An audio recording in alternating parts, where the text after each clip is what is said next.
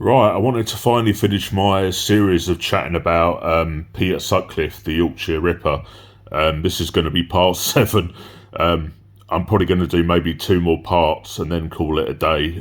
Like I said, I could do this for 100 parts. There's so much to cover, and I know there's so much floating around in my head about the guy.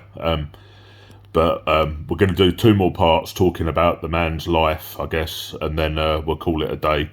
So I've said before, he was born in 1946. His dad was actually quite an abuser. He drank a lot of alcohol. He once smashed a bottle of drink over Peter's head. He had brothers and sisters, but so it just shows how abusive he was. He used to beat their mother about a bit, and he was known to use prostitutes. Now that might tell you something about what helped Peter develop into. That his dad used prostitutes and was quite and was also an adulterer. He was known to have affairs, but apparently his mum once had an affair as well, like maybe to get the dad back for doing it. And he then took Peter and I think one of his sisters or brothers along to the hotel and like humiliated her, like, because he knew that she was meeting a man there who she was having an affair with, and humiliate her in front of the kids. Now that's bound to have an effect on Peter as well, isn't it? All these things, that led to the man that he became.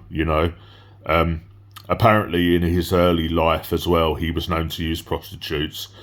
He was a married man. He was married to a lady called Sonia, who was a teacher, and also a paranoid schizophrenic. She was diagnosed with it while they were married. They weren't able to have children, although they tried, and there was miscarriages. So they never had children. But he was a married man. They had a house that they bought together. That's still, I believe, still there to this day. It's quite a famous house. I've seen it in a lot of documentaries, and I believe to this day his wife, who he eventually divorced once he was locked up, still owns the house to this day, and I think she still lives in it as well. I've been to the area actually for work where the house is in Yorkshire, but I thought to maybe go and check it out, but I didn't. This was years and years back, before, I've only had a YouTube channel since when did I get the YouTube channel? Since December. So this is way before, years before YouTube.